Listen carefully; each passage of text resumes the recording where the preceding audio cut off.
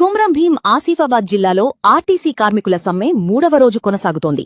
మూడో రోజు సమ్మెలో భాగంగా ఆర్టీసీ కార్మికులు ఆసిఫాబాద్ బస్టాండ్ ఎదుట నిరసన తెలియజేశారు. తమ డిమాండ్ పరిష్కరించాలని పెట్రోల్ పోసుకుని ఆత్మహత్య నర్సంపేట డిపోకు చెందిన ఆర్టీసీ కార్మికుడు శంకర్ గౌడ్ చిత్రపటానికి నివాళులర్పించారు. అనంతరం ఆర్టీసీ కార్మిక సంఘాల నాయకులు మాట్లాడుతూ నర్సంపేట డిపోకు చెందిన ఆర్టీసీ కార్మికుడు శంకర్ గౌడ్ ఆత్మహత్య చేసుకోవడం బాధాకరమన్నారు. కార్మికులెవరూ కూడా ఆవేశపూరిత నిర్ణయాలు తీసుకోవద్దని కోరారు. మంత్రి పొన్నం ప్రభాకర్ రెచ్చగొట్టేలా చేసిన వ్యాఖ్యలు కార్మికులను మనోవేదనకు గురయ్యేలా చేస్తున్నాయని, అందుకే శంకర్ గౌడ్ ఆత్మహత్య చేసుకున్నాడన్నారు.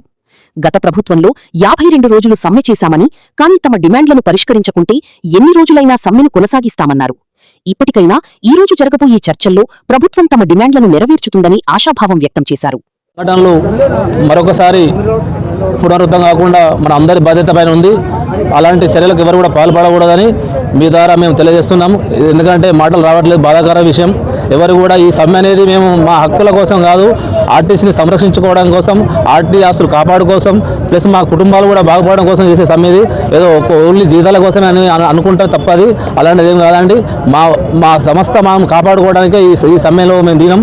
కాబట్టి ఎవరు కూడా ఇలాంటి ప్రయత్నాలు కావద్దని, అదేవిధంగా ఈ శంకర్ గౌడ్ ఏదైతే ఉన్నదో అతని మరణానికి పూర్తి బాధ్యత గవర్నమెంటే అని చెప్పి మేము తెలియపరుస్తున్నాం. ఎందుకంటే మా రవాణా శాఖ మంత్రి గారు కూడా ఎలాంటి మాకు రెచ్చగొట్టే మాటలు మాట్లాడే మా శంకరన్న ఈ స్థాయికి ఇలా చనిపోవడం జరిగింది.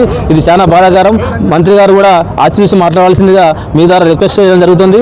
అదేవిధంగా మేమైతే ఏదైతే మా హక్కులు ఉన్నాయో కంపల్సరీ మా హక్కులు సాధించే వరకు ఈ సమ్మె విరమించేది లేదు. కావున ఈ గవర్నమెంట్ కూడా మాకు అతి త్వరలో మా హక్కులను మాకు ఇస్తే మేము యథావిధిగా సమ్మెల నుంచి కాలాపేద్దామని చెప్పి మీ ద్వారా తెలియపరుస్తున్నాం. దానికోసం ఒకవేళ కాలాపే సమయంలో ఇంకెంత దూరం అయినా కూడా సిద్ధంగా ఉన్నాం. కావున గవర్నమెంట్ ఆలోచన చేసి మాకు తక్షణమే మాకు సమ్మె కాలాపే చేయవలసిందిగా కోరడమైనది.